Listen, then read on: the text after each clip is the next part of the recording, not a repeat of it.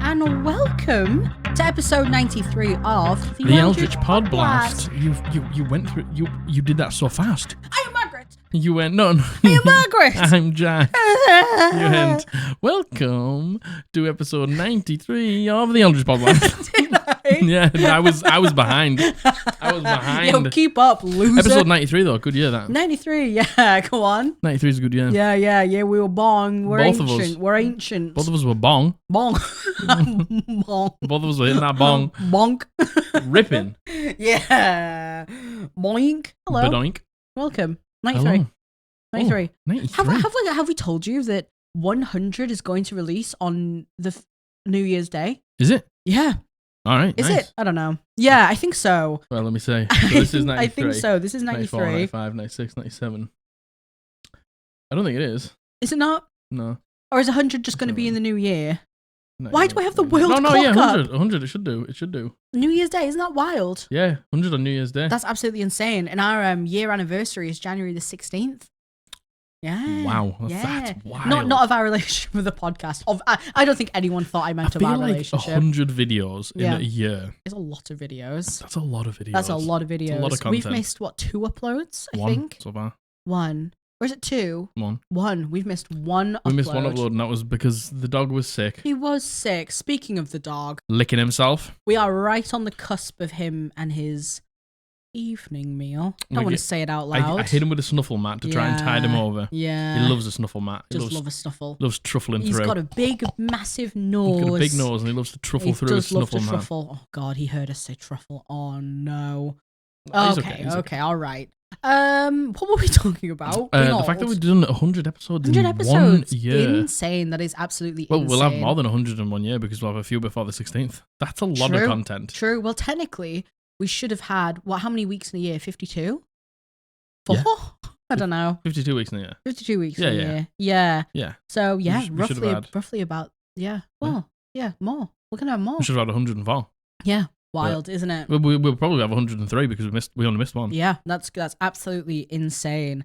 And you know what? It's weird, like, being on the other side of this, right? Like, when I make the thumbnails, I'm like putting like the 90s in now, and it's insane. And then I'm gonna put We're gonna be putting the hundreds. putting in the hundies. We're gonna be putting in the hundreds. Crazy. Like, do you think it makes us sound like a really established podcast having over like 100 hundreds of episodes That's a lot of podcasts. when we've only been going for like less than a year? Yeah. Yeah, I don't know. Wild. Weird to think about, isn't it? I think that's maybe been like, I don't want to say it's been a success. Yeah. But the podcast's like grown quite a large amount. God, it's been more than. And I think yeah. I think it's probably the content schedule is because there's quite a lot of content for people to watch. Yeah. And is the two a week something we're going to be able to keep up forever? I don't know. I don't know. Being but completely honest you with never you, I know. don't know. In the future, we might just do like one podcast and like something else. Yeah, I think, it's strange because coming into December, happy December. Happy by December. The way. You heard that last time, Yeah, but you heard happy that on December. Monday. Yeah. Like coming into December, it's like for me at least, it's always like not a transformative time. That's kind of more the new year, but you start to think about what you want going into the new year. Yeah. Like, I'm not one for resolutions, never have been, never will be. But like, you think I've been thinking a lot about what we're going to do with the podcast because let's be honest, right now and like even like the month before, we've been so busy because we have like a business as well that we run. We've been so busy, we haven't had the time to necessarily like sit and analyze expand. and do different things and things like that. Because we like to do that. We like to try new things and see what you guys think. Do the more educational stuff. Yeah. Do the more like character focused stuff and stuff like that. And Yeah. it just keeps the content fresh. Yeah, totally. And it's not that we've been stagnant. We love doing like the topics that we do, and it's very clear now what our set schedule is and what topics we cover. But like, you think about the future and what the longevity of it is going to be and how you're going to diversify and change all these things. We've got definitely something that's completely out of our comfort zone and for our right now. scheduling, Yeah, for what we do today and going into the new year. Yeah, and it's just interesting. It's just interesting. I'm excited about it. It's gonna be too. good. It's gonna be good crack. So thank you. And we mentioned it in last episode. The love that we've been getting from the Spotify Wrapped has been amazing. It's been completely unlike anything It's been wild. And like just the comments that you leave on the video saying like, I found your podcast and because of that I've now like taken the plunge into D&D or found a group or like was able to actually quit a group that I didn't like and now I found something else. Yeah. You know, like that's the reason we did it. Amazing. Yeah. It's like the knock-on effect that our stupid lives have on your stupid life. It's crazy, isn't it? It is a bit crazy. It is absolutely crazy. I love it. Yeah. And feeling reflective. So thank you very much. Thank you. Anything else? Yeah, we want to talk about Matthew's campaign. Yeah, we started Matthew's we just want to let you know when we started it. We want to let you know a little bit about our characters. So we can't say too much about the actual story because people who watch this podcast, Matthew's going to run that. Matthew's going to run it the for same campaign his other friendship group he works with, and I know some of them watch it, so we're not going to say too much. Yeah. But we want to talk about our characters and what they are. So take it away. Yes. So I am playing a Swords Bard. Yep. Because I really wanted to play a Swords Bard. And he is called Thaddeus Summersong. Yep. He's a big fella. He's a big 6'3" human. Have you seen the Kulturans in World of Warcraft? Yeah. Looks a little bit like a Kulturan from World of Warcraft. Have you seen Brimstone from Valorant? It looks nothing like Brimstone from Valorant. That's my headcanon how I picture him. Looks nothing like Brimstone from Valorant. He's got a beret. He has a beret. Brimstone from Valorant. But he has like light, like skin tight clothing. He's got a bit of a dad bod. He likes to show off his curves. Yep. He's got like puffy shoulder pads and knee areas on his clothing, and he's got a big bushy beard and like long curly like strawberry blonde hair under his beret. And it's canon that everywhere he goes, people come up with like Thaddeus t-shirts on from his tours around the taverns. He's got like a world tour t-shirt. His world tavern tour, and people come up and he signs like people's clothing and hats and stuff like that with his magical quill that he has. Yep. And he likes to play the piano and play his lute and serenade people and just the party only starts when Thaddeus walks in. Hell yeah. He's a pretty lively character. Yeah. He's a funny guy. And I am playing Ginger Spice. Ginger Spice? I'm playing Ginger Spice. You are playing Ginger Spice. And she's technically custom lineage, but she is a tiefling Vengeance Paladin, multi-classed into a fighter. She's 5 Vengeance Paladin, 2 fighter, so there isn't a fighter subclass. She is the twin sister to Abby's Drake Warden Ranger tiefling called Cinnamon. And together we are the Spice Girls. You are the Spice Girls. And it is a wonderful time. We have a Please Don't Leave Me complex, and we made a band. We did make a band, and called Please Don't Leave Me. No, it wasn't called Please Don't Leave Me. It was called Thaddeus and the Shakers. It's called Please Don't Leave Me. It's called Thaddeus and the Shakers. And Abby's Drake, because she is a Drake Warden Ranger, called Grape, is Thaddeus's manager now. No, he's not. And I'm playing a Vengeance Paladin because if you watched us do the recap about Jack's one-shot, I played a Swords Bard in it. Yeah. Multi-class with a Warlock, and it was some of the most fun I've ever had with a character, and I loved the utility of the Swords Bard. I loved the Gish. Yes. And I do love a Gish, as everyone knows, and that's why I'm playing Swords Bard. My character for Jack's main campaign, which was starting on the 27th of December, Blythe, she was supposed to be a Vengeance Paladin. Yes. Multi-classed potentially into Echo Knight. Mm-hmm. And now you don't know if you want to play Swords Bard, so you're playing the Vengeance Paladin now to see which one you prefer. Totally. I'm playing the Vengeance Paladin to kind of see if I like it. Yeah. And, I can't go into the Echo Knight, but, I've still got the fighter qualities there. So we'll see. Ginger is obviously a completely different beast to what Blythe is. Yeah. In terms of personality and everything. But it's just a bit of fun, innit? Josh is playing... What's his... His name is Shigurni. I don't know his last name. Shigurni something. And he is a divination wizard. Yes, he is. And in the first few moments of the podcast, of the session, I called him Chingurni. Instead of Shigurni. It's canon. His name's called Chingurni He is Chingurni. He is Chingurni. And even when we have the initiative trackers, we can't fit the whole names on, so Matthew just called him Chin. So it's official. We had Chin, Jin, and Sin. Chin, Jin, and Sin, and Daddy Thaddy. And Daddy Thaddy. Daddy Thaddeus. I'm not going to lie to you. We didn't do a whole lot. We did basically nothing. Yeah, we did basically nothing. We talked a lot. We played Taylor Swift covers and Mr. Brightside for 8 hours straight. We did. In the mess hall. We played, Mr. Brightside and Taylor Swift. Taylor Swift for 8 hours in the mess hall. Yes. And then the mission was at the night when we thought it was the next day. So we were very tired. Yeah. I've got gold-plated vocal cords though, so my voice can never tire. Ginger pretended she knew how to play the drums. I rolled a natural 20 somehow, and Cinnamon helped me by using thaumaturgy to make drum sounds. So we got away with it. I sang peaches, peaches. Shin Gurney, he has a familiar called Gerald, who is a little parrot, who's a nasty little freak, who I constantly try to bath and put in gravy and stuff like that. Yeah. And that's the joy of the one shot, though. You can just kind of be silly Billy, have a silly Billy have a good silly Billy time. Have a good silly Billy time. And it was really fun. It was fun, yeah. It was great fun. I, of course, tried to romance the 2 elf NPCs. Yes, you did. Of course.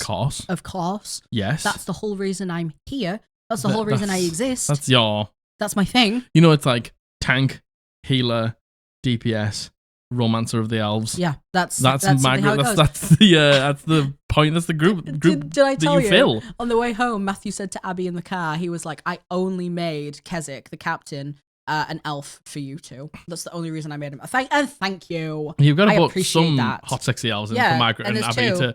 The thing is, right? Margaret will try and romance every single elf. I will. Abby will just be like, she'll never romance anyone, but she'll just be like, I will always try to romance them. Margaret will try and romance anything. Yeah, so Ginger's getting married. So apparently. And kind of that's really it. But we did some stuff, but we don't want to give away the plot. Yeah, we obviously did stuff, but we're going out on the actual mission next session. Yeah, then I think we can say the vague concept of the mission, because this is what Matthew gave us in the primer. There is a war. I won't get into the details of it. And we have been drafted in. Yeah. We have signed up to help fight this war. Yeah. Fight this war that's kind of all we can really say. Against like a bit of a new threat. Yeah, but just know it's good fun. And I really love being twinsies with Abby. I think that's really fun. You know what? Completely kind of separate topic. If you have TikTok, there is a huge trend at the minute of women in their late 20s, early 30s being lonely and saying how they don't have any girlfriends. And just to get fucking really real here, I have had girlfriends in the past who were my best friends, who, through whatever, you just drift from people naturally, by the way. And my main friendship group was obviously you. Yeah. You're my best friend. I could live with you for the rest of my life and be okay. You're gonna. Yeah. Well, yeah. But, like Matthew and Josh were like my staple friends. They're like my the people I see the most. People you see every week. And since I've become close to Abby and Abby's played D&D with us, it's really enriched my life in a lot of ways that, I adore my friends. I adore you, obviously. Mm-hmm. But in a way that having a friendship with another girl who gets me, who's really similar to me, has really enriched my life in a lot of ways. And I'm very grateful for that. I'm very grateful for your friendship, Abby. I'm very grateful to play D&D with you. And I think it's like there when you're like, like I love you, and it's just like it's sad because like I think a lot of men in relationships, I feel like that's why maybe you say it sometimes to me. You're like, no, I like you're my main squeeze and stuff like that. It's like I know that, but you don't have to tell me. Like I know that, but I think you tell me because I feel like a lot of men would get jealous.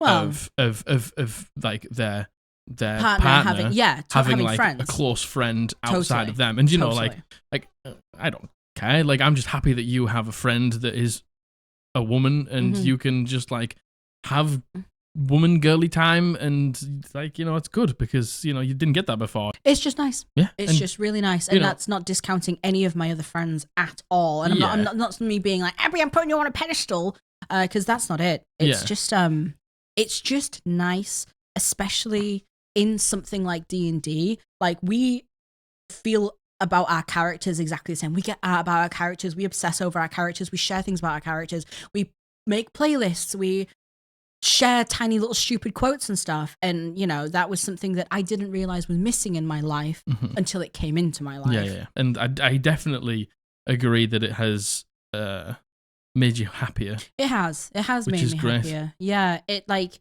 and again, like this isn't a slight to anyone else in my life. And that's the thing, you don't like that doesn't need to even be said. But I feel like that's said because like you're not hurting anyone's feelings. No, I know Yeah. that, but it feels like I feel like I want to say that. Well, just know that you don't have to. Yeah, well, thank you. And I'm saying this because I'm sure a lot of you feel the same. And I'm only using the example of being girly friends with another girly friend. But like, I feel like the loneliness is a really big thing right now, especially 100%. after the pandemic. And 100%. it's so hard to make friends when It you're is. old. So When you're old, like, because you don't really go that many places anymore. no. Like, you're tired a lot of the time. Yeah. And you work and a you're lot. working a lot of the time. Yeah, and when you go D&D and stuff like that, that's another night out of the week. So you don't really have places to go and socialize with new people. Totally. But that's what, like, game stores are for and things like that. And maybe some people just prefer their friendships online. I know that for me personally, like, since we made the podcast and, like, our mods and some of our online friends that we've met through the podcast, like, that's enriched my life a lot. Yeah, definitely. Because, I think that you like to play games with me a lot, but there's a lot of times where you like to just turn your brain off and go sit on the settee. Totally. And for me to just still have some close friends to play with just makes me feel good. So, like, this is maybe just a call out to anybody who's feeling a little bit lonely, just to know that there's a community here for you in the Discord. Totally. There are people around, just even for a chat, go and sit in the hangout and chill chat, and people will just migrate in eventually and talk to you. And we can just have a common ground and a common goal to just make sure that we're all together. Yeah, I feel like towards the back end of the year, and I know that not everyone celebrates Christmas, but like holiday season. Yeah, a lot of people feel very lonely around this time of year. It feels real bad sometimes. So that's why we want to put something out on Christmas, and that's why we really didn't want to miss any uploads, because it's very parasocial of me to say this, and I'm very aware of that. But we do this for you. Yeah. Like, of course, we do it for us too. Yeah, because we like doing it. Yeah, but we do it for you. We do it for the sense of community. We do it for our friends. We do it for, a sense of togetherness. Yeah. And that's why we're so passionate when someone threatens that. Yeah. When people have viewpoints that threaten that sense of community and safety and welcoming. That's kind of a bit of a tangent. Honestly, from me being like, I like being twins in game. But like, I feel like you've maybe like felt a little bit of loneliness. Yeah. Even though you're surrounded by me all day, every day. Yeah, totally. Like maybe in the past couple of years. It maybe understanding. Yeah. I think I felt a bit of loneliness from a lack of truly understanding like my experience through life. And I'm not saying that my experience is any more important or any less important than anyone else's. And I'm not saying that, Jesus fucking Christ, people have it much worse than me as straight cis woman Margaret. But, it's still things that I dwell on. All this to say thank you, Abby. Thank you. Cheers to Abby. Cheers to our friends. Let's hold them dear and lift them up. And again, through these months, not just these months, but I think especially these months, if you need some refuge, if you want to just chill out, if you want to have a sense of community, we're here for you. Yeah. And so is our community. Whether it's in the comments, whether it's on TikTok, whether it's in the Discord, whatever it is, just know that we love you and this community is here for you. Yeah. And no matter what, we'll be here twice a week. Yeah. Unless, we're not. Unless, something happens and my dog gets sick. Yeah, unless we're not. But, and if we're not here, then everybody in the Discord is. Absolutely. And God, completely. Look after yourselves right now. Yeah, like, the amount of time, like, if you just go in the Discord, people just talk about, like, when Pokemon or something. Yeah. Like, if you just want to talk to someone and just, like, talk about common interests and how much you love X, Y, and Z, or this video game, or that comic book, or this series, I'm telling you, somebody else in the fucking Discord's feeling you. God, so 100%. get in there and make some friends. Will someone play Fortnite with Adam? Please. Will someone please play Fortnite with Adam smiling in the Discord? Does anybody play Fortnite? Because if you do, please play with Adam. If you go into the Discord, there's like an other games section. Yeah, where you can look for games. And Adam's every couple of weeks is like... Once again asking for Fortnite. Adam's just like, anyone playing Fortnite? We can vouch for Adam. Adam is one of our Adam's Podblasters. great. Adam is such a... To be fair, everyone in our community is so wonderful. I think that Adam is like just a really big personality in the Discord. Totally, though. I totally I think agree. that in like recent months, Adam's become a very prominent member of this Discord. You know, in communities, you always have somebody played Please, play Fortnite with Adam. Please. All right, shall we get into topic? Let's get it, baby. What are we talking about today? So today, we are doing some advice. Love the advice. This is my plea, my official plea. We are like out of advice. All of these advices. Well, John, that's a good thing. Yeah. But also a bad thing. Yeah. So we've answered, we've answered what we can. Again, I want to make it clear, we get so many submissions and we can obviously only read out a certain amount. There are some things we can't talk on. Yeah. There's some things we can't mention on YouTube, etc., etc. But please send us your advice submissions. We also need your horror story submissions. Just give us submissions. Give us your submissions, give us please. submissions. Otherwise, it'll just be episodes about the Reddit. Oh, yeah, the Reddit. And nobody wants that. No, absolutely no one wants that. All right, should we just get into it? Let's get it, baby. Okay, this one has been sent in by Corvid, and they go by They, He, It. Thank you so much, Corvid. Thank you very much, Corvid. Sorry, my dog was crying at me when I looked at him. Dog is indeed crying. I shouldn't have looked at him. No, you shouldn't. You've activated him by looking at him. Hello, Jack and Margaret. Been following the podcast and thought there was no better place to get advice from. Thank you very much. I appreciate that. Thank you. My sister and I got into D&D at the start of 2020. You can guess how that turned out. So I started running a game with my two sisters and my brother-in-law. That soon fizzled out with my other sister. Sorry. What? The term fizzle out. Oh, yeah, it's because of Josh. One time. I don't think Josh even remembers it. Yeah. Because I made a reference to it last time we played. One time, Josh used Misty Step as Igneous for the first time, and he was like, and I just fizzle away. I don't know why. Like he almost got like Thanos snapped out of existence, and he was like, you just see my body begin to fizzle away, and everyone was like, what? And then he was like, and then I reappear and they be away. Sorry, so whenever I Fizzled out. That soon fizzled out when my other sister got pregnant and had no energy to play. Fair. We have been searching for a group, but have no success until my sister started a job at a small business. Almost everyone there has an interest in D&D, and they all want to play a one-shot. Awesome. We're trying to work out when. It could be weeks or a month away, and this is where I need advice. Yeah. I have never done a session 0, and I don't know exactly how much information to give. We would have a set amount of time to play, and I tend to ramble. Me too. Oh my god, us. I was wondering if you could please help me figure out what information should be said to new players and what should be better left to figure out in-game. Mm-hmm. Also, since I'm the new one coming into a circle of friends, I just don't know how much I should talk about safety tools. Any help would be appreciated. Thank you. Yeah. What a great question. Yeah, totally fine. Yeah. So, first of all, I think you need to understand how much they know about the game. Yeah. Because if they know nothing, then it might be just like a nice prep at session 0 to just run like a quick scenario or something like that, yeah, which totally. I always think is a fantastic way to do it. Totally. Just like you're breaking into a house to get something, there's an enemy there, and we basically run out in real time, like how D&D works in this tiny scenario. Exactly, that's what you did for your brother. Yes. And I think that helped more than anything else could have. Just understand like how the game flows in and out of combat. Totally. How like, you can do anything. Yeah. And things like that. That, find out how much they know. Yeah, find out if they've played Dungeons and Dragons before and they understand. Probably don't have to. You don't have to do that. Right? That's totally fine. Yeah. In terms of session 0 for just a one shot. Yeah.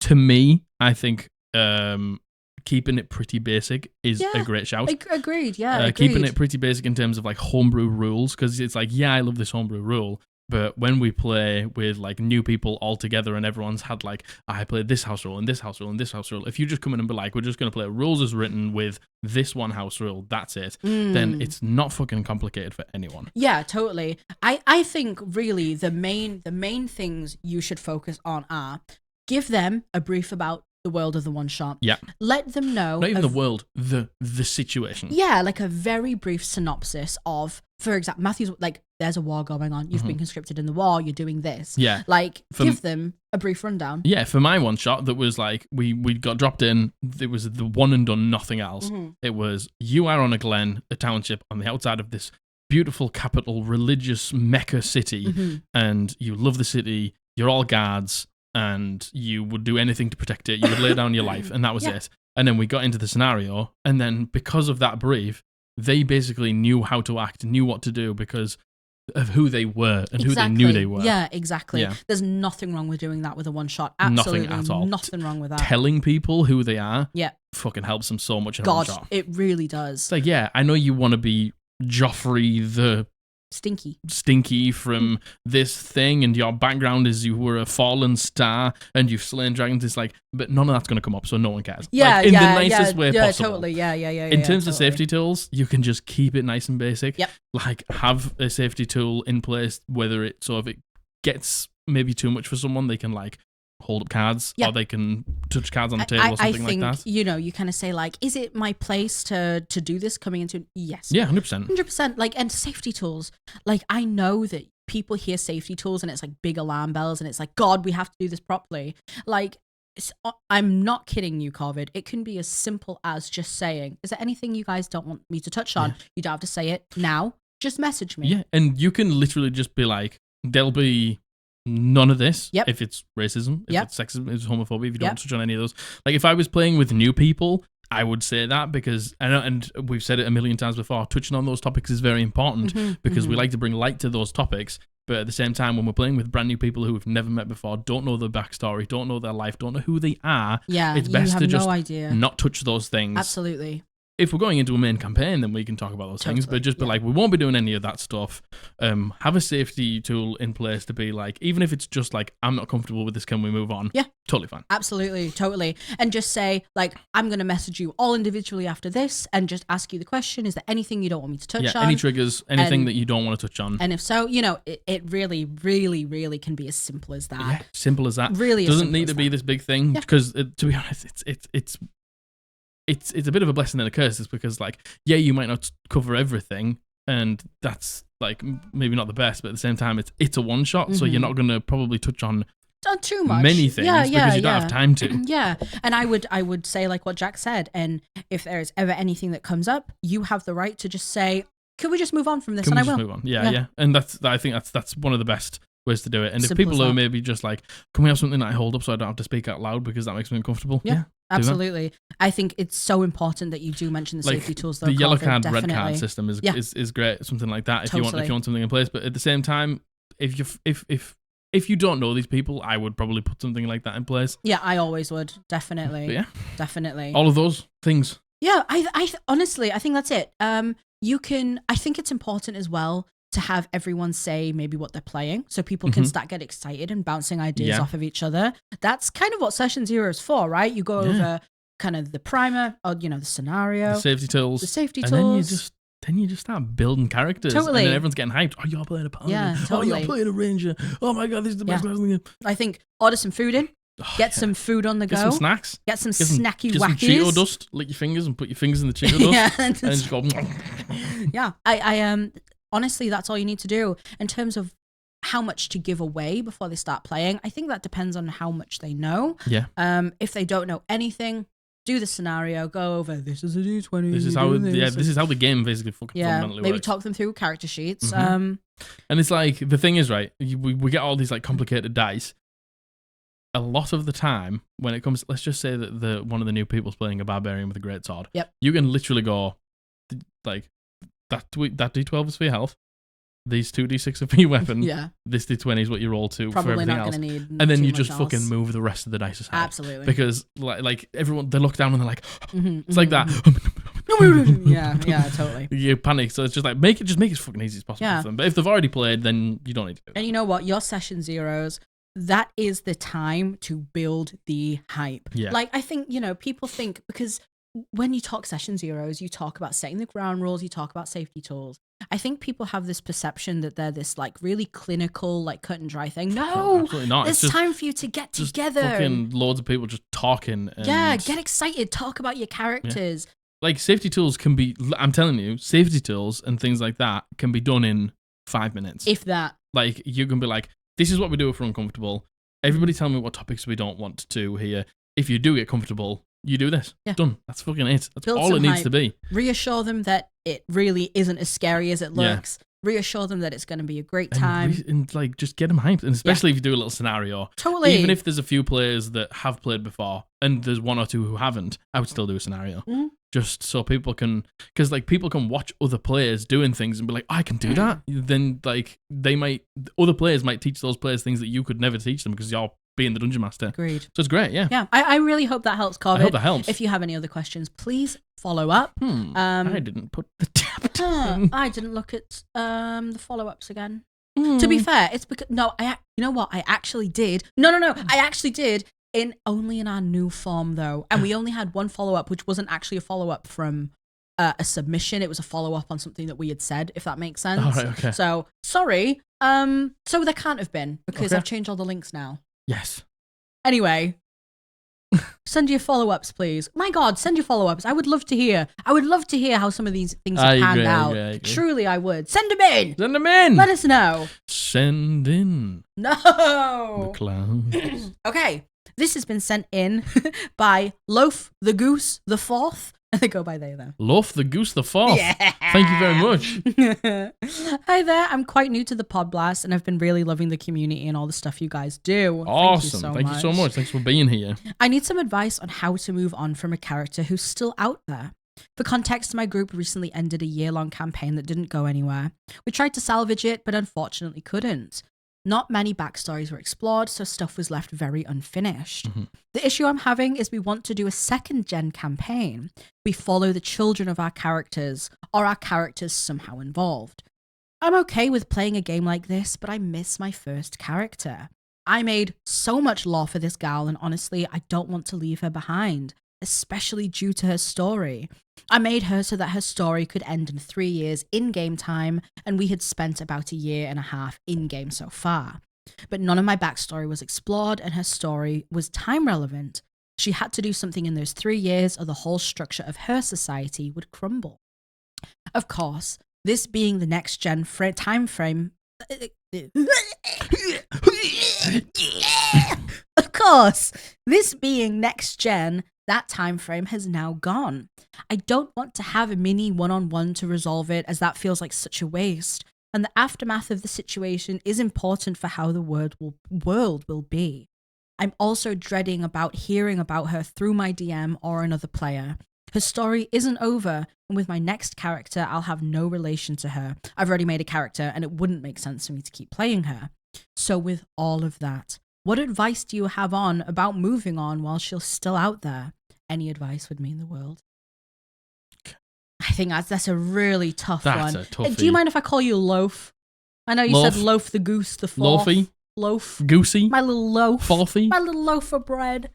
Goosey? That's a tough one, Loaf, and I do sympathize with you there, to be honest. So I'm gonna give, just because I want to, I want to say what a dope, because I don't know the story. Yeah. But how sick would it be, right? Yeah, go on. If this new character was like trying to, like, a part of that society that this person saved, they were like trying to like find what they had done. They were trying to find this person. Oh yeah. They were like following in the footsteps and picking up the breadcrumbs and the trails of like the things that they had done to like save this society. Yeah. And honestly, just to get to them and say thank you. Thank you. Yeah, agreed. That would be fucking that is really cool. So I suppose Loaf. But I don't know if that's the case. Well, I think that's a really cool way to write the backstory for this next gen character. Right? But the thing is, that's also a nice way to write what happened. Totally, and you can write it yourself. You could go to the DM and be like, just so you know, my old character, this is what happened. Yeah, totally. And then you just be like, they went here, they did this, they got that, they saved this, we got to this point, and then they saved the society. Totally. Now I am part of this society, and all I want to do is thank them. Yeah, I want to meet them and thank them, although... them to teach us, whatever. Yeah. And you basically go through everything that they did, which you didn't get to experience. Yeah. So you basically get to experience it secondhand. Although Loaf does say, I am dreading about having my DM play her. But the thing is, maybe you don't have to play it. Be like, I don't even want to meet them until the end of the campaign. Yeah, and have it be like the big ending thing. The big ending arc. I suppose kind of before that, there's a couple of questions you have to ask yourself, Loaf, and maybe a couple of things you have to kind of reconcile with. Yeah. So I guess the first question is, I guess by nature of the campaign, as you see it here, like it has happened Yeah. because you are the next gen. So those time relevant things have happened. Mm-hmm. Do you accept that, first of all? Because I'm there's language of you being like, you know, this has happened. However, her story isn't done. Mm-hmm. And how do I move on while she's still out there? Yeah. Sorry, I have no idea what I was saying. The dog was just screaming. I wish you could hear how loud my dog was You screaming. might be able to hear it on the mic. I let him out. Didn't Stood want him in outside, screamed to come back in. What's that about? Don't know. Anyway, sorry, Loaf. So it sounds like you have an issue maybe with how your DM would have portrayed your character or would have finished your character's story off. That's kind of what I'm picking up on here, right? And like, you mentioned here, you say like having a one-on-one, like you don't want to do that and it's a waste of time. Like if you're just telling yourself it's a waste of time for whatever and you actually want to do that, I don't see anything wrong in doing that. No, I think a one-on-one with your dungeon master to be like to clarify everything. I want my character to be like tied to the old one. So and don't maybe it sounds a little bit like of a psych game, but you can just basically be like, this is what happened. Yeah. You don't have to ask. If it's your character, you have control over what happened. Absolutely. So you just say like, this is what happened, step by step, to get to this goal, to save this society. Absolutely. And, you know, like, if you don't want to meet your character, just be honest and say that. Yeah, like, I don't want to meet my old character because I don't like want anyone playing them but me. Yeah. And that's a fair thing to say too. Yeah. But, you know, like, if you are going to meet them for whatever reason, you could be like, it could just be like towards the end and it can just be this small thing. Yeah, totally. I more see like their actions and what they did other than like seeing them all the time. Yeah, absolutely. And you know, in the beginning you mentioned as well, like, I'm happy playing a second gen campaign, but if for whatever reason you're not okay with it, that's okay too. Yeah. And like, if you have to think to yourself, like, are you really okay with it? If yes, then kind of all of that advice. If no, ask if there's a way you can play a character completely non-relevant to them. Non-related. Like someone who just, like just Jack new. said, is new, or maybe someone who was in that community and not related to her, etc., etc. Or we do be playing in a fantasy game. Mm-hmm. There could be some. I know you've got a new character, but if you do want to like finish a story off, there could be some fucky wucky time shit. There could be some timey-wimey shit. Timey-wimey bullshit, and you were actually playing the same character. I think, Loaf, you have to really ask yourself what you genuinely want. What you really want. And are you okay with her story being over? Because it sounds like you're very adamant that it's not over. Yeah. Saying like, how do I move on from someone who's out there? You have to ask yourself, are you okay with it being over? If so, then write it yourself. Write it yourself Work and just with your give DM it to and the write dungeon it master. yourself. Yeah. Totally. It can be whatever you want it to be. And like, I don't think there's anything wrong with you right now and going to your dungeon master and be like, this is what I want to happen to my old character. Yeah, totally. You're well within your right to do that. If you're not happy with it being over, if you think her story hasn't been written, the world hasn't changed, then maybe ask if you can play a different character in this. Yeah, just completely unrelated.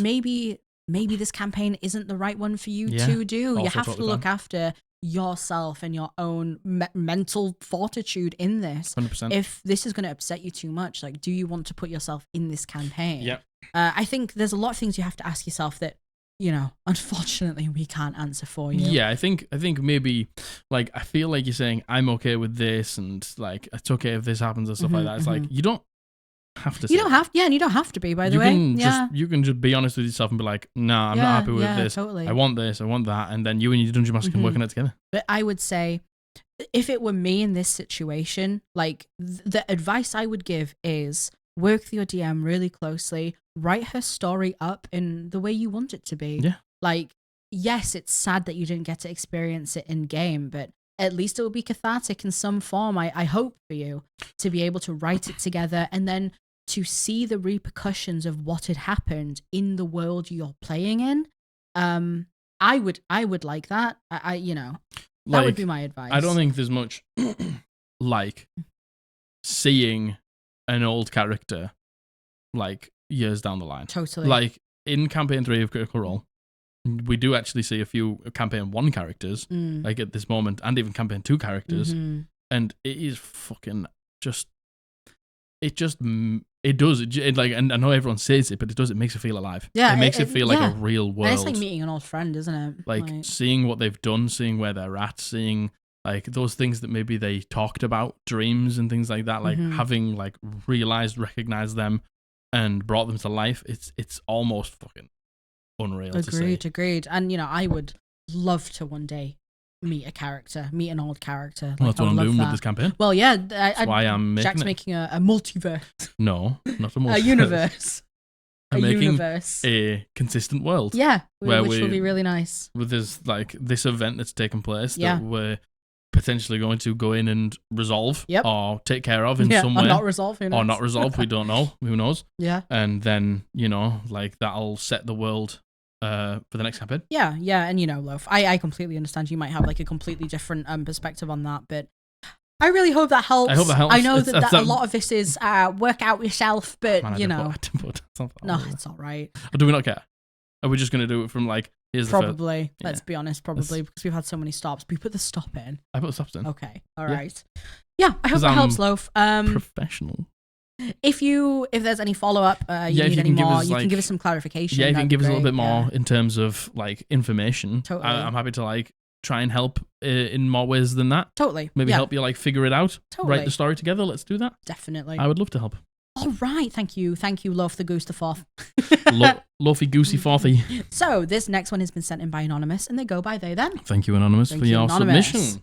So I'm trying to figure out what I could have done better in this situation. Okay. I'm a fairly new DM with this being my first campaign. I recently had a session where I didn't allow one of my players to reference a runic translation he had written down in his notes unless his character succeeded on an insight check. Most of the time, I allow everyone to look back at whatever notes they have so they have the knowledge they need, or what their characters would have at least. The only reason I required an insight check for this specific player for these specific notes is because when his character, she, her, was supposedly translating these runes, which would open a door the party was trying to get through, she was being attacked by a guardian set to protect the door. Mm-hmm. My player, when it wasn't his turn, decided to just solve the puzzle on his own despite being actively attacked. After every session, I ask my more experienced players for feedback as I seek to improve anything that might need it. But this time, one of my players that I asked for feedback mentioned that he didn't agree with my choice to not let the original player look at his notes which had the runes translated. I explained my reasonings and he still didn't like it, stating that the player's notes are their notes and they should be able to look back whenever if they need to. Normally, I agree with that, but given how this particular situation seems too close to metagaming, I disagreed. Is there anything I could have done differently? Was I wrong to make one of my players roll an insight check to look back at his notes? Yes. That's what I'm leaning to as well. In like the most blunt way. So the thing is, right, you have put this puzzle in, you put this rune in prior, people are taking notes, like everything that's happening is great stuff.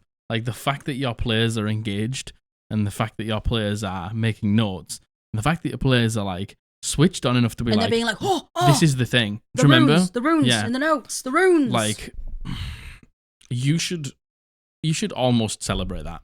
Yeah. And it's tough to say because when you do have players that are switched on all the time and they figure out your puzzles and stuff like that, like it does become less rewarding because it happens more. But at the same time, like I know that there's dungeon masters out there that would be like, oh, nice, yeah, well done. And it's like, it's not because I'm not being like you should be like that, but probably because your players are switched on, you're not like that.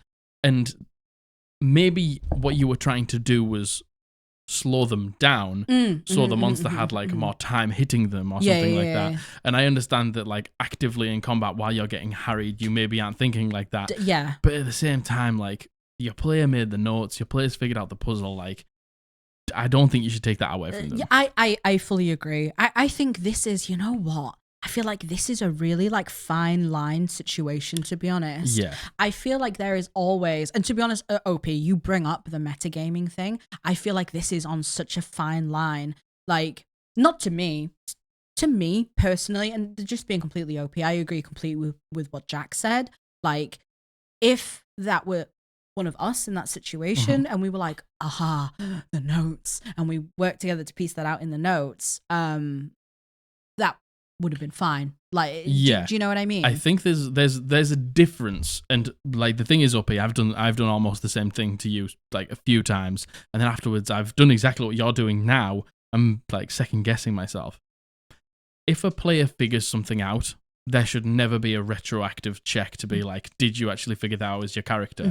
Like, they figured it out. Yeah, and I you know what? I understand why you would be like, oh, well, that's too easy. Yeah. That's giving it to them. And then there's also the line of, has the player worked it out or has the character worked it out? I mean, you got to remember that sometimes, like, we control these characters. There is if something pings in your brain, it's tough to just be like, I don't know that because my character doesn't, when they have all the information that you do. So, and I feel something as specific as a puzzle, like being able to refer to your notes to be like, we've seen this pattern before, we've done this before, this is what the translation is.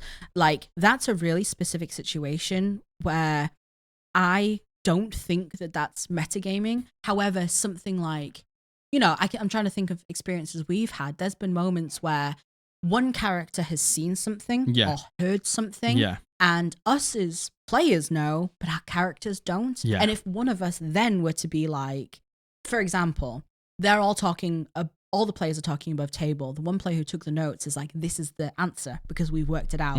And then another character goes, oh, this is it, who had nothing to do with it. I think that would be a little bit different, right? Yeah. So it's like, you are not alone. A million DMs have done this, and a million DMs will do this after you. But I think the thing to do is, like, they figured it out. Amazing. Yep. It didn't take them as long as you wish. Maybe the combat then isn't quite as tough. Yeah. Just next time. Yeah. Just like save it for next time. Okay, you figured that one out really well.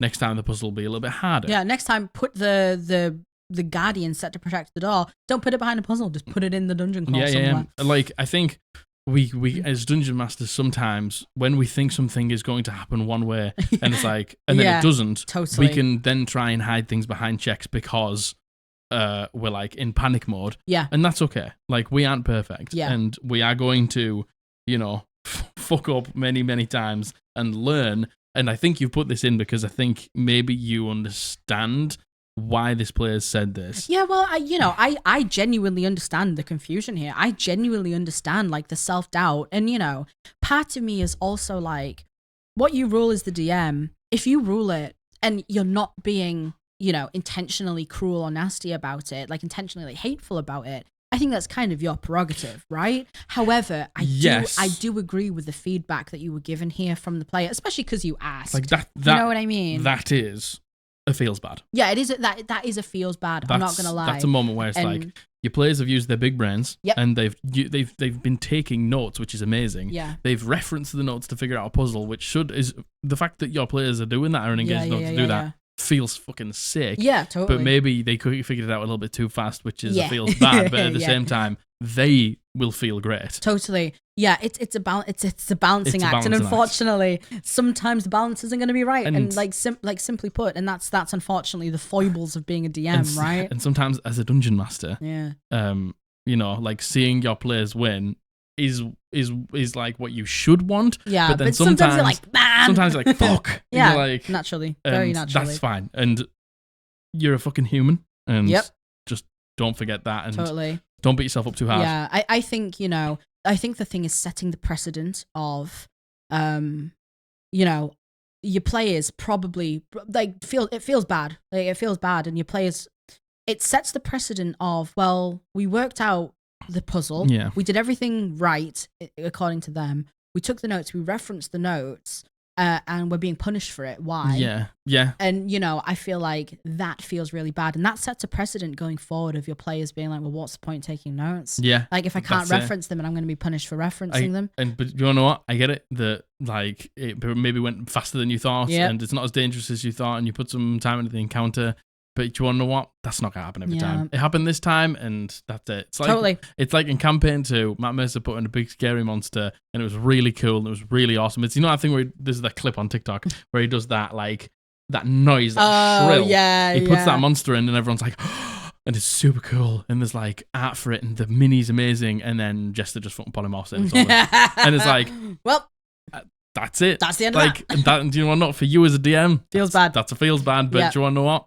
Can't do anything else. Yeah, totally. Sometimes it's just like that. It's a balancing act, my friend. It really is. No one's gonna blame you. Yeah, totally. I don't think you were in the wrong. I don't think you were in the right. It's just I think this is just the learning experience. It's just a learning experience. I hope that helps. I hope we explained that well enough. Yes. I hope that helps, and I hope that gives you maybe some clarity and maybe a bit of peace of mind too. OP. I really hope you're not in the wrong. It's just no, absolutely not. Just sometimes it feels yeah, indeed.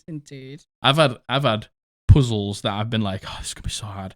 Dismantled in seconds. I've had plot threads revealed in the moment that I revealed them because somebody said something and I was like, that's literally it. Yeah, that's it. And like, sometimes as a dungeon master, you just gotta take the wins when you can get them. And you better believe the conspiracy theorist notes I take sometimes leads us down the wrong path, but most often than not leads us down the right path. Yeah.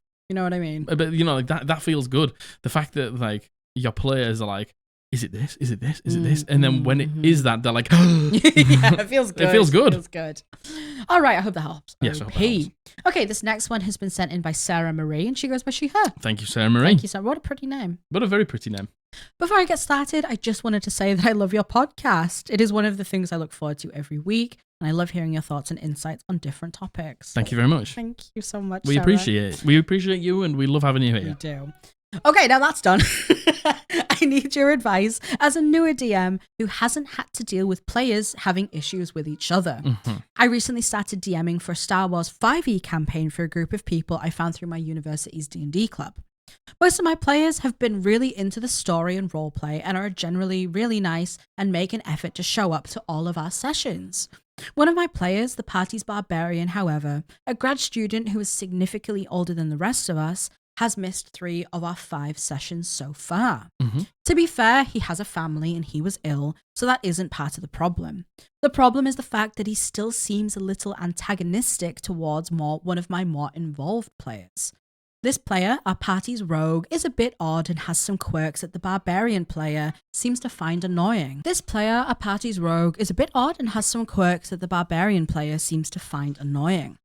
I haven't asked, but I suspect the rogue's player may be on the spectrum in some capacity. During our last session, I witnessed the barbarian, out of character, making comments veiled in jokes about wanting to kill the rogue's character or finding him insufferable.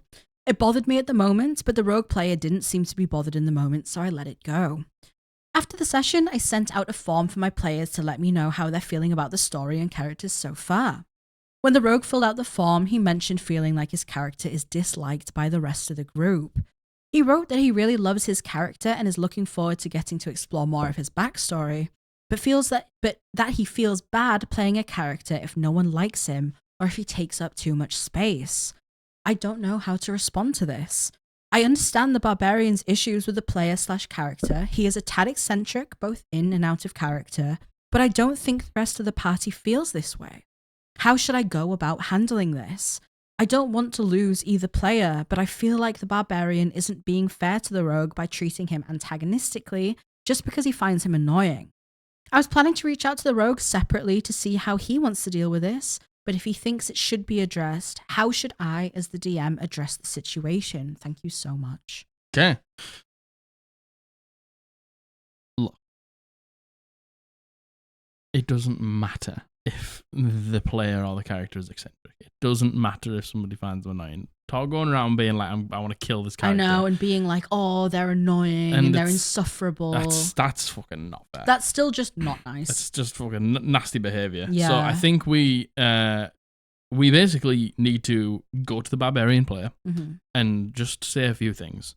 We don't need to be like, I did the form and the rogue said this or anything like that. No, totally. It just needs to purely be like, if you have an issue with the player or the rogue or anything like that, it is totally fine for you to just distance yourself in character. Totally. Like, just because we're a party and we play D&D together doesn't mean that we have to like all just be pally-pally and get along all the time. We can just play together and you two can just maybe not interact as much as the rest.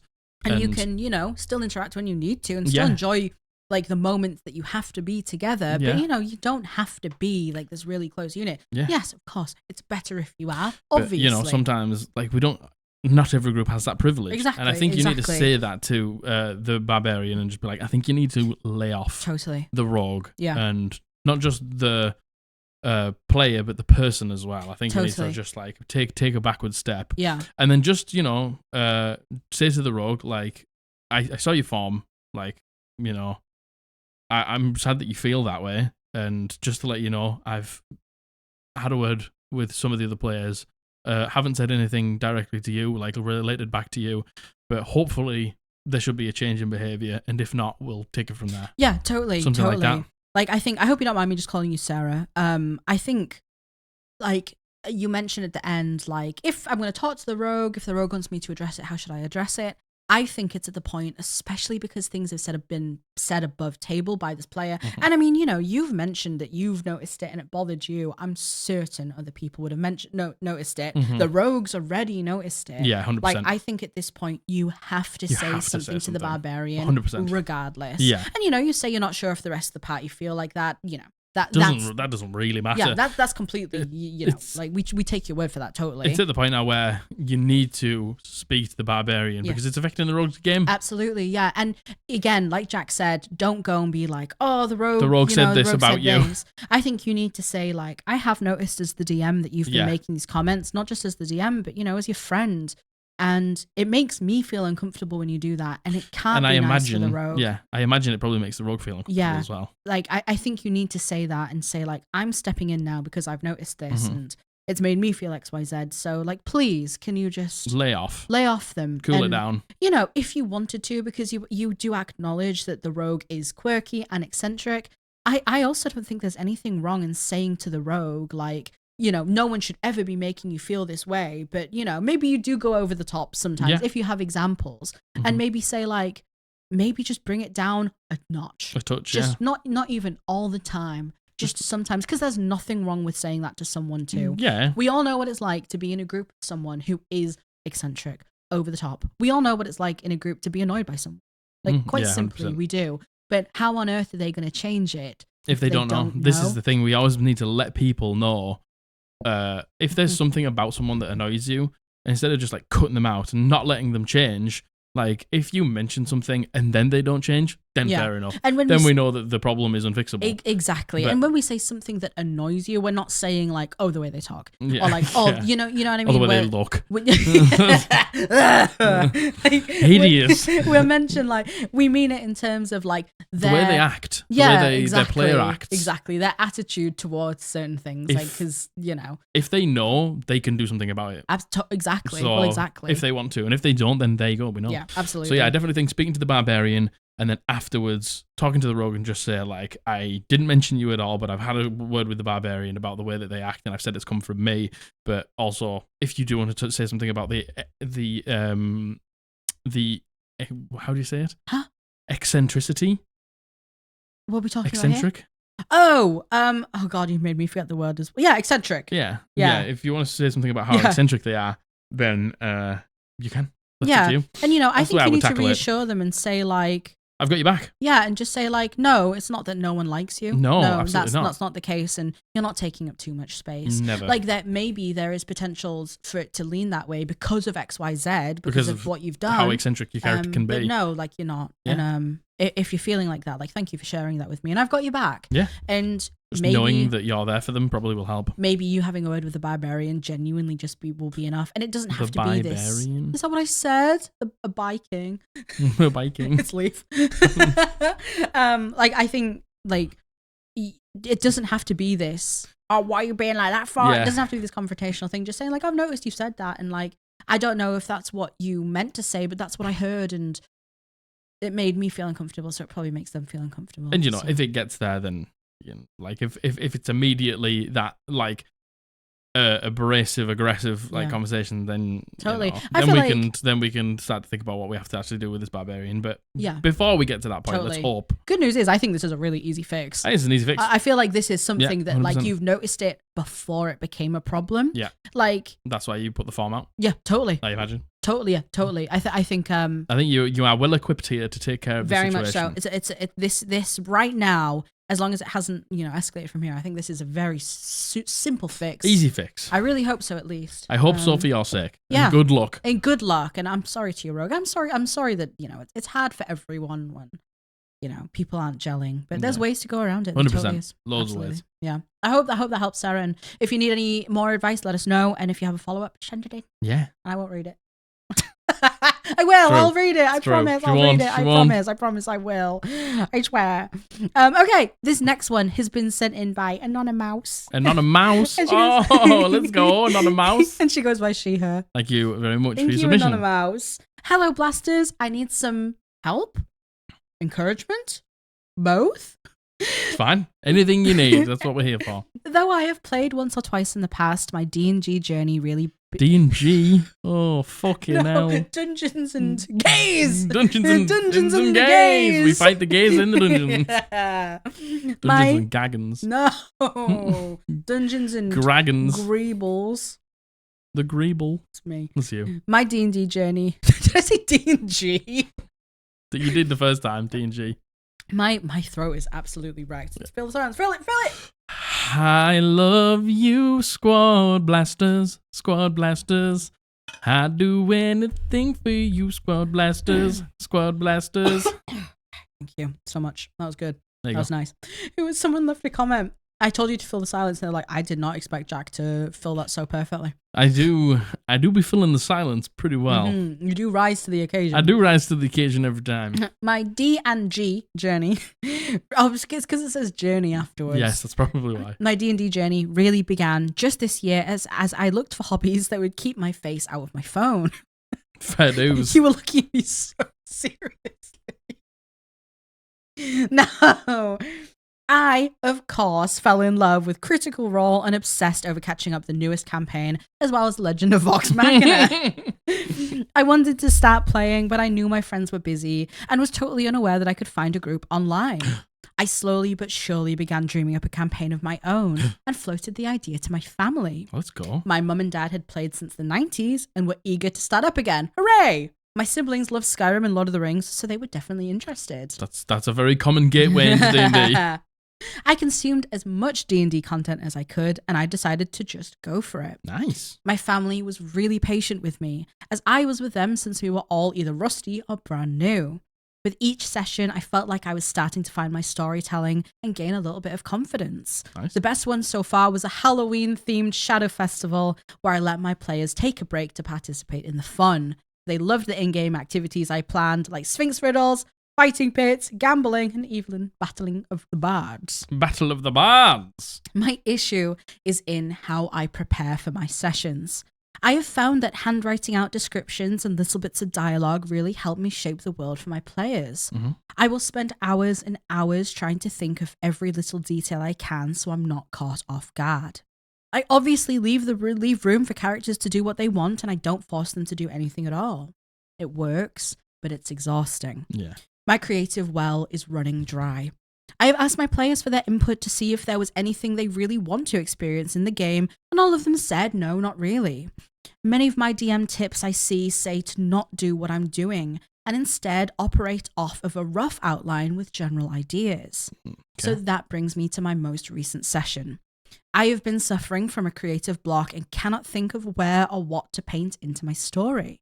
My players agreed to meet on a specific day and I didn't want to cancel, so I tried the outline method instead of sweating over a blank piece of paper. It went horribly. Mm-hmm. It was clunky and full of ums and uhs and turned out to be more of a headache than a fun escape.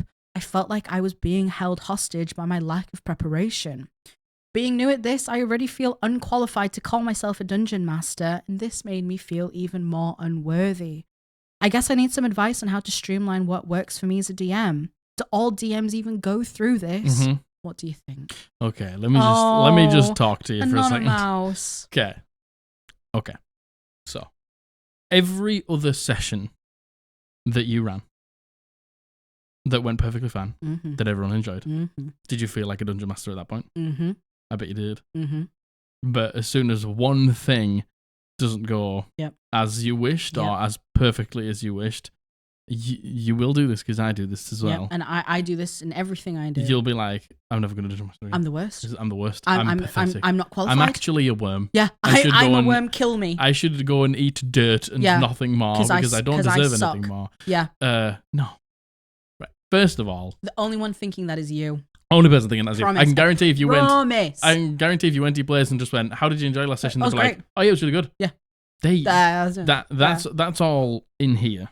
Absolutely. All of that panic, all of those ums and ahs. The self-doubt. Like, the thing is, you'll probably and ah when you've got stuff prepared. Totally. But because you aren't thinking you're unprepared, yeah, you don't focus on them. But as soon as you're not prepared, you're like, oh, I'm saying and I'm saying ah. And a big spoiler, no one cares. No one cares. I promise. Especially your family. No one cares. No one cares. They just want to play D&D. Listen, your parents have seen you in the worst states you could have ever been in your life. You came out naked and crying. Yeah, you know what I mean? Yeah, like umbilical cord strapped on the lot. Like no one can't get worse than no that. one fucking cares. No one cares. Look, when it comes to D&D preparation, that will come with time.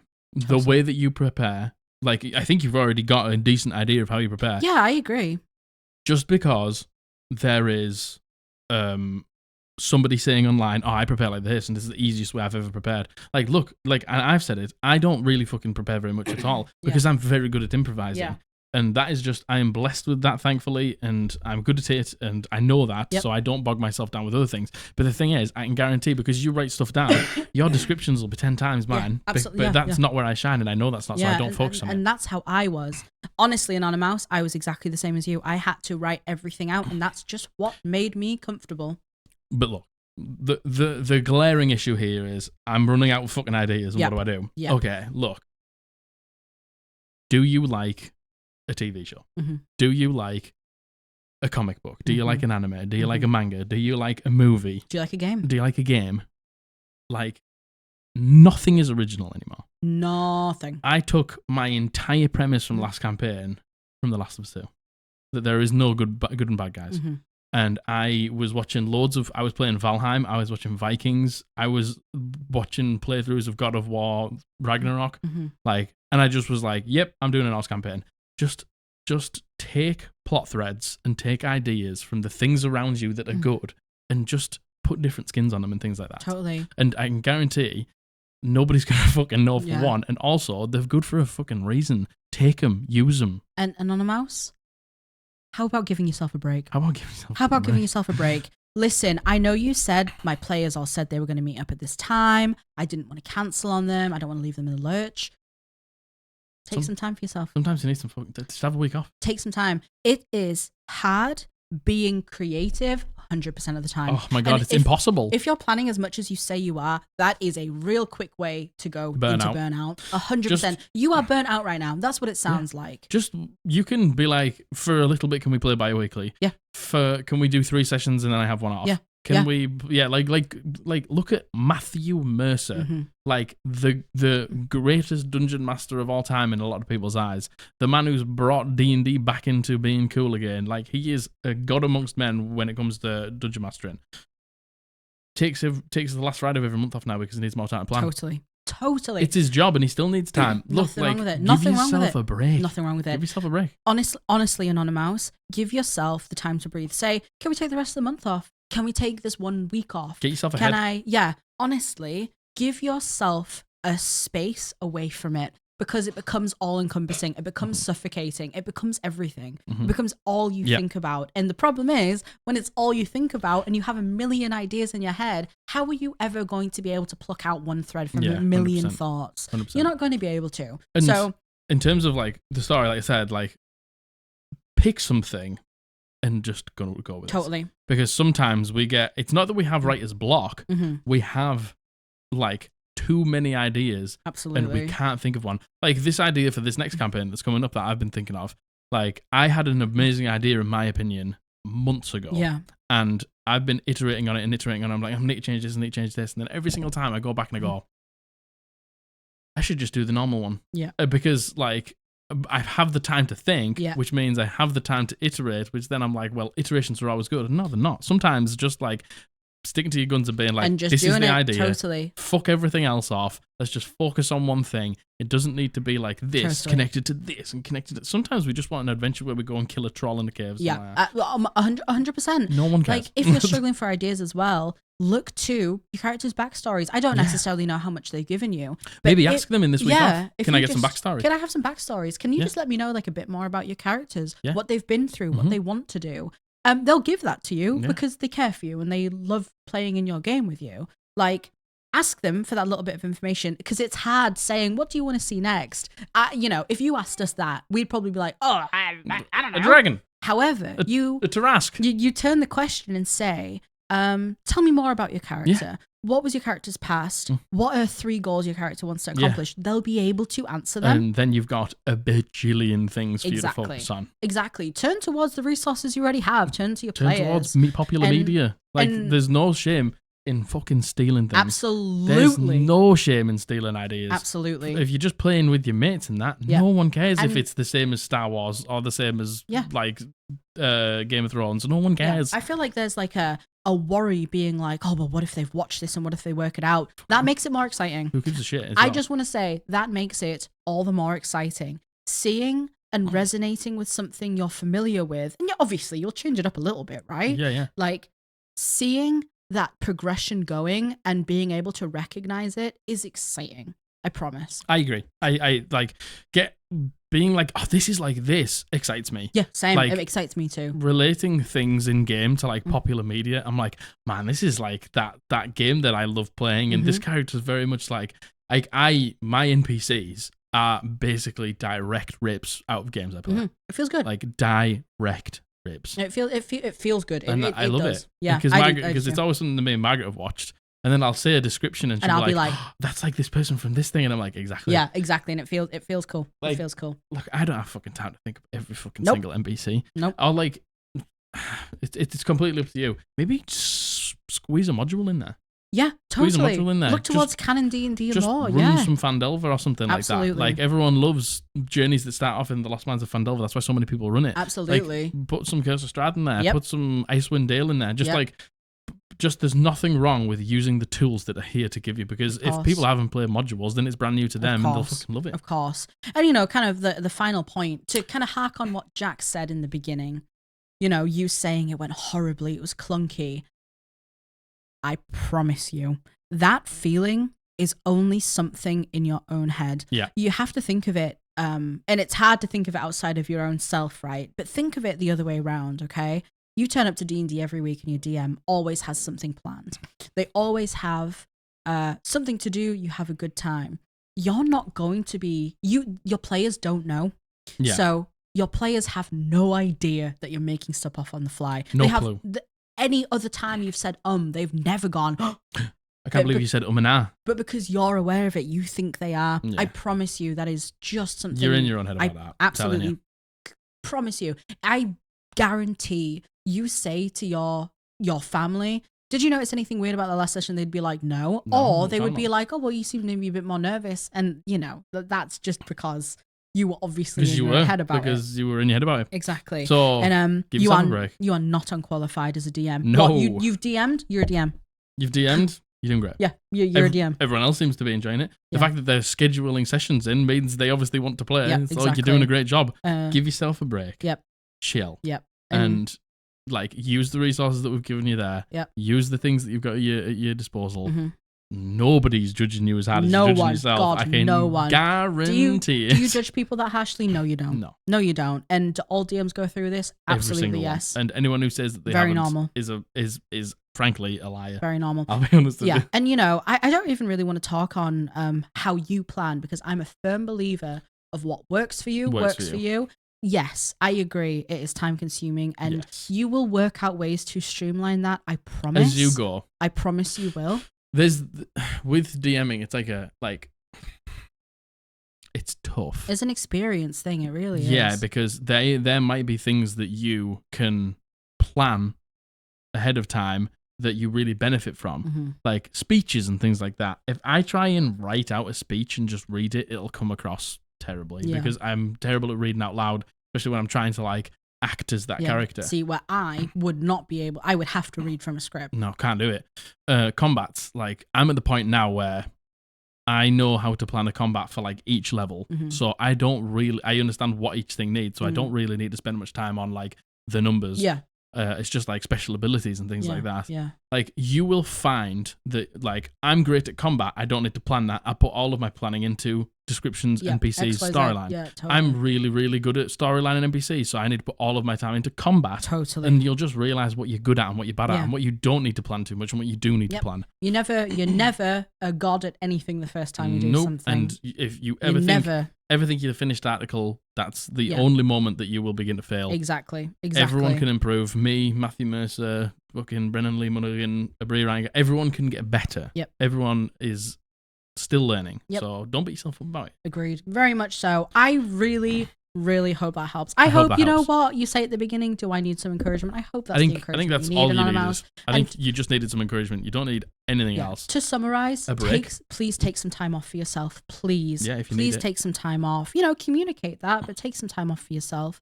Look towards things that give you inspiration. Ask your players to give you some information about their character backstories. You'll be fine. You got loads. I promise. And that goes to anyone listening, by the way. Anyone go through something similar. The biggest thing you can do is give yourself a break. And the streamlining planning will just come of it. Yep. And everyone will understand. And ask for help if you need it. If you need it.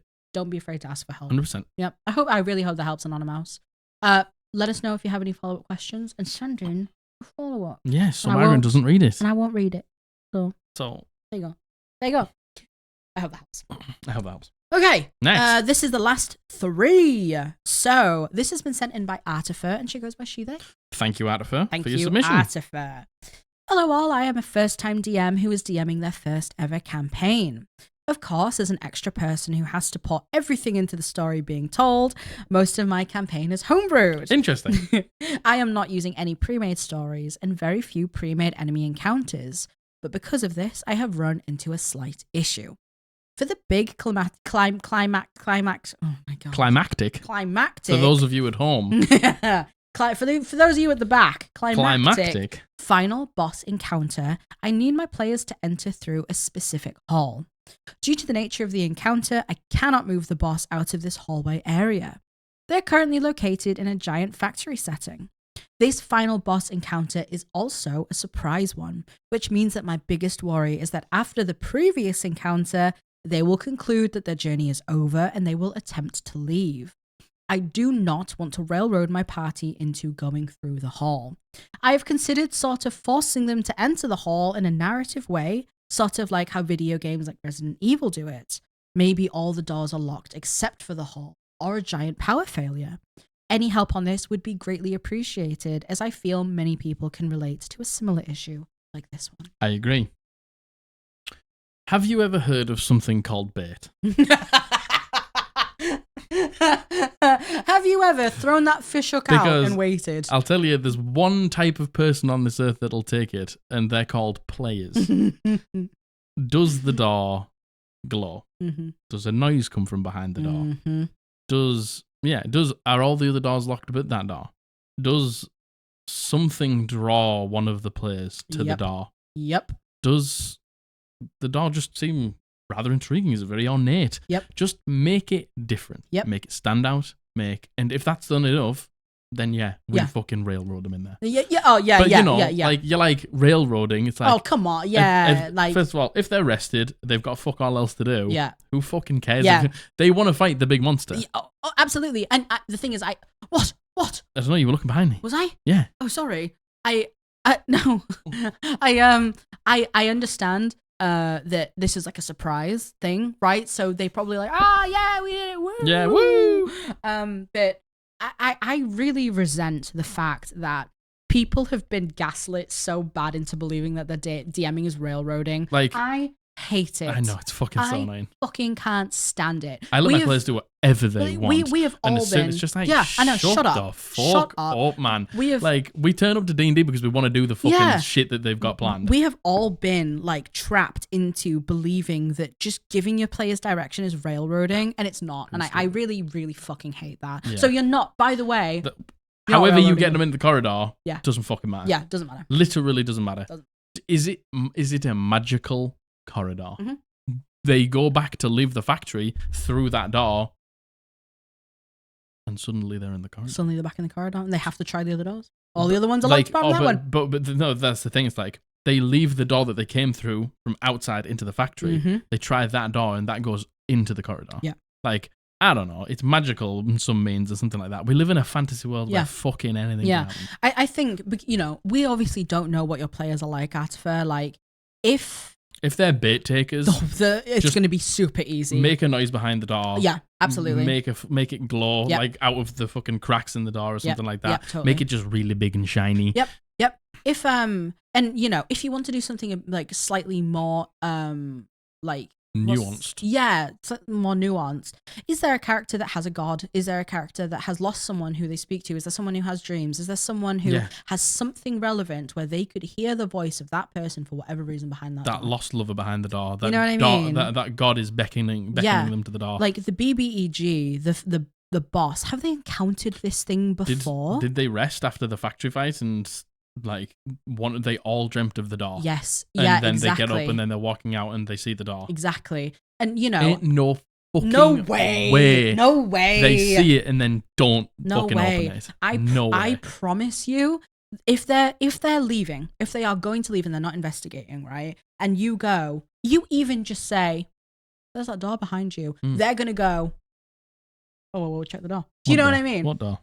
It can be as in-depth as you want it to be or not at all. Yeah. I would not worry about railroading players at all. Do you want to know what? One time I put a satchel on a dead body and they were climbing over shit. Yeah. They were grapple hooking. Yeah. They were fucking throwing themselves to like near death just to try and get get to the satchel. Just try and get the satchel. Yeah, I promise you, your players are going to want to find it. They want it. Yeah. They want the goods. We want it. And of course they do. If they think that it's concluded and they've done the boss fight and they're celebrating, maybe you could have it tie in somehow with the celebration, right? Yeah. Like, and again, have they met the BBEG before? Is there, does it make a weird noise? Do they hear the noise behind the door? How much do you want to give away before they go in? Like, do you know what I mean? Does it laugh at the fact that they think it's over? Yeah, exactly. That knows loads of things. There's so many ways you can do it. Bait. Yeah, and I promise, you're not going to railroad them. I think any little hint you give, they're going to want to take it. Of course they are. You're at the end of the campaign. They've been doing it. Like, come on. They're going to want it. Yeah. I hope that helps. I really hope that helps. Yeah. 100%. It's a super simple issue. I really hope that. Easy money. You got this. One thing players want, it's to take the bait. They want the bait. Yeah, because they know that they get to fight the big monster or get the big sword or something. Oh my god, absolutely. All right, this is the second to last. This is the penultimate. You ready? You ready for it? I don't know if you're ready for it. Tell me you're ready for it. Give me it. All right. Okay. This has been sent in by Adrie, and she goes by she, her. Thank you, Adrie. Thank you, Adrie. Love the podcast. Thank you very much. I am a first-time DM who is taking the party to the Underdark for the first time. Lots of first-time DMs. Let's go. Yeah, big up our first-time DMs. Let's fucking go first-time DMs. You got this. Big up. You're doing a great job. I'm so proud of you that you're not afraid to ask for help. Yeah. Good on you. Man, everyone needs some help every now and then. Totally. Totally. Yep. I ask Mario for help all the time. Yep. It's just how the world works. What should I call my literal city that you're going to spend the entire campaign in? Because I know that she's better at naming things than me. Wrong.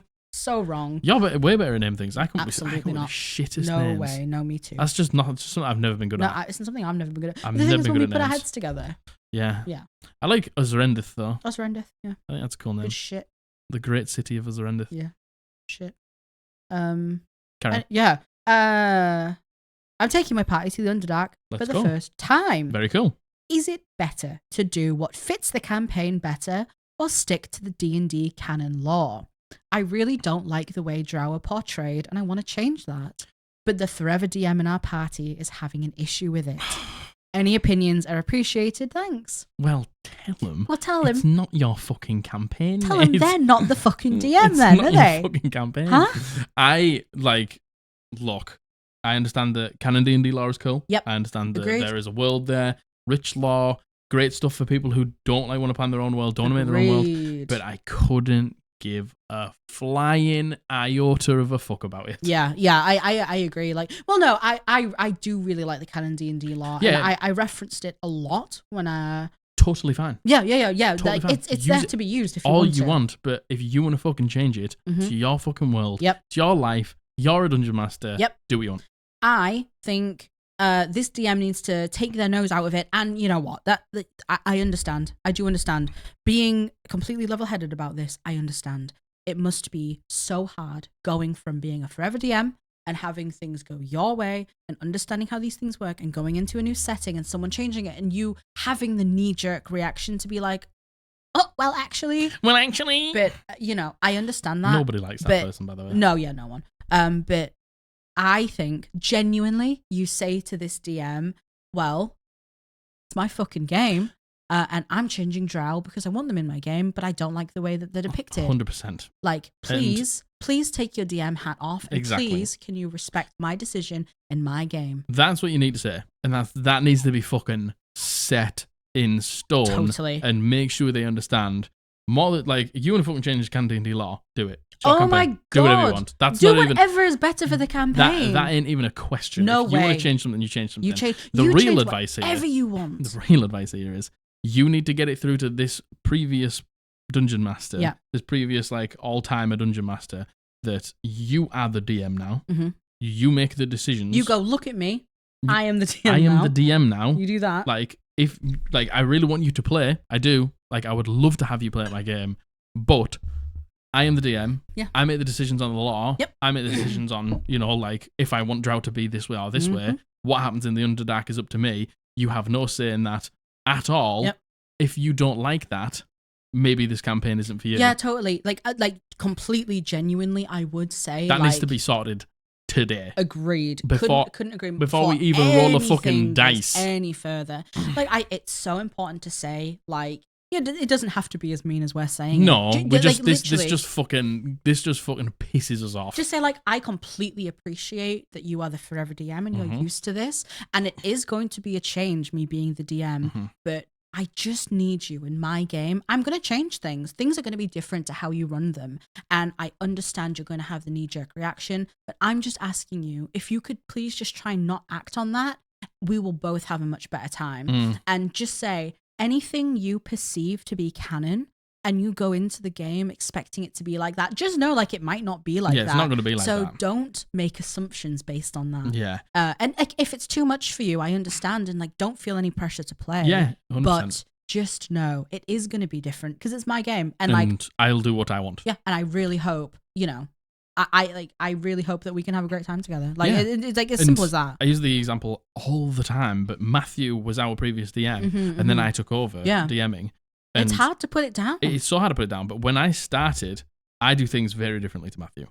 And you're very different DMs. He was like giving me his opinion at the beginning about the way I was doing things. Yeah, and not in a well-actually way, by the way. Not in a well-actually way. He was just like, maybe you should be a bit more careful with this. He was doing it for my best interest. He was very much so. And I was like, look, I know that we do things differently. I know you've been a DM for the longest time. I know you're just trying to give me advice. But the sooner you just, like, take your DM hat off and enjoy the ride, like, you will have a way better time. Totally. And since that day, never did it again. And, like, no? He's DMing for me right now. And I do and there's so many times, and it is a DM reaction. He does things, and I'm like, I would have done that way in my head. But, like, it's like, doesn't fucking matter. It's not my game. It's not your game. It's not my game. But, like, as a dungeon master who was dungeon mastering all the time, that is just fucking knee jerk. But the moment that we just don't say anything, just let go of it. Because just let it go. It's not our game. Let it go. And nothing to also, do with you. It has nothing to do with me. Nothing to do with you. Like, you'll have a better time. And, like, how much of a better time when you have those knee-jerk reactions and you just go, I'm going to drop it. I'm just going to like, shut up. How much of a better time do you have? Way better. Like, exactly. Like, again, have this conversation with him right now, Adrie. Now. Right now. Pause the video. And go type this up. But then come back and finish the video. Yeah, obviously. Because of algorithm. Yeah, but seriously, algorithm. Anything. Oh, algorithm. Algorithm. Algorithmy. Anything you want to change. Your world. You do it. You change do what you it. Want. You pick and choose whatever you want. Anything else. Truly. And that goes to anyone. Anyone. You pick and choose whatever you want. No one. Don't let anyone tell you what should ever give a fuck if you veer away from the canon. God, law. no. Absolutely not. No one cares. Nope. No way. And if you do, that's fine. Playing a game that's canon D&D law, but don't tell people to dungeon master. Run your own fucking game. Run your own fucking game, huh? How about that? Huh? All right, this is the last one. Last one, baby. This is it. This is the last one. This is sent in by Kryokan, and he goes by he, him. Thank you. Kryokan. Kryokan. Kryokan. Thank you very much. Kryokan. Kryokan. Awesome. Kryokan. Thank you. Kryokan. Kryokan. Good. What was the word? Kryokan. Algorithm. Hi both. Love the podcast and the lovely community you have culminated. Thank you very much. So the community that you have Kryokan. Thank you. I was just wondering if you had any advice for finding a group in person. I'm looking to DM again for the 4th time, and with my world nearly fully fleshed out, I'm looking for a group. I've played a few campaigns as a player and a DM online, but it just doesn't hit the same for me for having oh my god. It doesn't hit the same for me as having people around a table in person. Totally get it. However, I am in a small town in the UK, and I don't know how to find people to play with. I don't have friends who live here, and I have no idea where to find like-minded, LGBT-friendly individuals who want to play D&D with me. Any suggestions? Lots of love. Thank you. Thank you very much. Okay, 2 things. Yeah. First of all, friendly local game store. Totally. Absolutely, totally. Always the place to look. Absolutely. Because you know that they're all going to be into D&D when you go in there. Look, we are in a small town in the UK too. Same. And we're very blessed that our actual friends already play it. Mm-hmm. But we found a group through the local game store anyway. Yeah, we did. Yeah. Like, I know that no, we didn't. That's going to be the next thing I say. Oh. Yes. Social media. Facebook groups.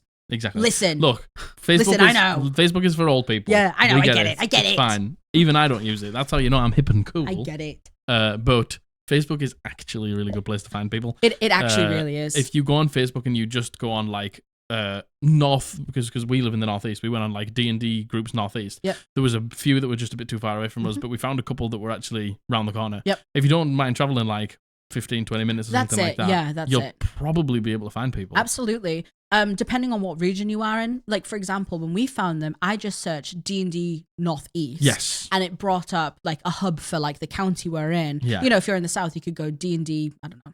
South, east, southwest. I don't know. You know what I mean? Like something like similar to Cumbria that. or something like that. Totally. Totally. Like, think of what district you're in and search for that. Yeah.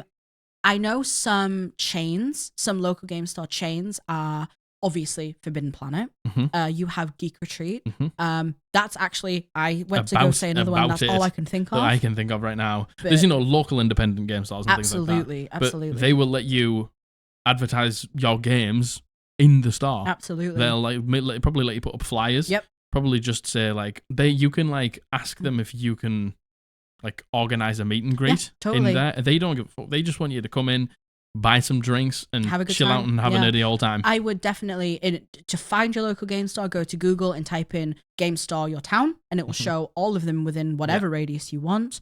And finally, another thing I would suggest is, I don't know if you mentioned if you were in uni or not. Obviously, there is all sorts of uni clubs. Yeah, what's the word? Uni. I don't know. Like clubs. Yeah, I guess clubs. Right. What's the other word for it? Clubs. If you're in university, there will be a D&D club. Yeah. Or there will be something adjacent. Yeah. Now, if you're not in uni, you could still find, they'll have a Facebook page, they'll have social media. You could still hit them up and say, do you have any suggestions where I could find people to play D&D with? Do any of you want to play? Yeah, they will absolutely give you suggestions. Yeah. There'll be people, I promise. I promise you. Doesn't matter if you're in a small town. I promise you. You may have to travel. A little Granted, bit. you may have to travel a little bit. Taxi, Uber. Yeah, but that's what I would suggest. Oh, no. A little bit of Don Broco for you. I would suggest local game store, Facebook groups, and uni. Yeah, you'll find one, I promise. Yeah, society. Society. The societies, uni societies. We do be living in a society. We do be living in a society. I really hope that helps. I hope you find some groups, Kryokan.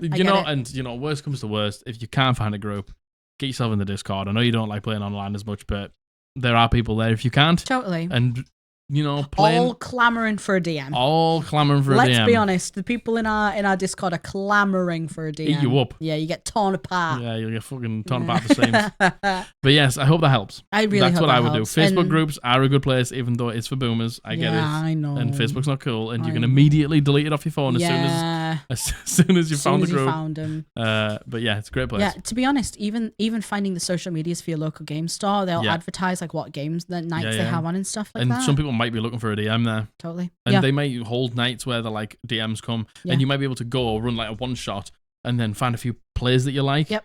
Or like, and then you can like have a chat. Are you local? Yeah. Did you like the game? Yeah, I really did. Do you want to play a proper campaign? Yeah. Genuinely, with finding people who play D&D, once you know one person, you'll meet another. Then you'll meet another. Them, yeah. Then you'll meet another. Like that's genuinely how it works. They do congregate together. They do. We stick together. They do stick together quite tightly. Are you near Harrogate, Kryokan? Because you can go to the secret layer. You can hit up Alan and Julia. They run a D&D group. Yeah, I don't know if you are, but that's a long shot. It's in the UK. It is in the UK. it do be in the UK. It do be in the UK though. I hope it helps. Yeah. Yes, I hope that helps. I hope all of it helped. We've recorded 2 podcasts back to back, and my throat hurts. Yep, same. And we're recording another 2 tomorrow. Oh, baby, better get that honey and lemon. www.eldritchpodblast.co.uk. Go and hit up some Eldritch Podblast merch. If you order it soon, it might arrive before Christmas. I do not know. Do not hold me to that, but who knows? It could be a Christmas miracle. If you order from our small business, Hellbound Dice, the Christmas cutoff deadlines are coming very soon. International is 11th, so you've got 4 days. Yep. And United Kingdom is 18th, so you've still got a week and a bit. Yeah. So those are the deadlines. If you want anything from our Hellbound shop, links down below for the Etsy shop. Code PODBLAST will get you 10% off. We sell all sorts of D&D shit. Notebooks, dice bags, Spell personalized cards, dice bags, all the good stuff. Yep.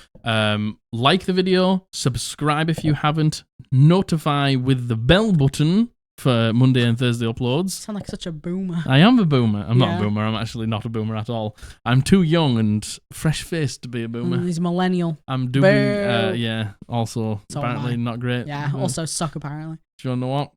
Fuck you. And comment down below. Algorithm. Yep. Give me the algorithm. Give me the juice. Yep. Give me mwah. Give me anything. I don't give a fuck. Just give me the comments. If you have any advice to follow up with from what we've said, please leave it down below. There's a chance that they will see it. Yes, and if you liked any of the advice and would like us to comment on something that you've got going on, please hit the Google form up in the description. Yes, please. And give us your submission. I love you. I love you. Bully loves you. Well, we've been the Eldritch Podblast, and we'll see you on Monday. Bye.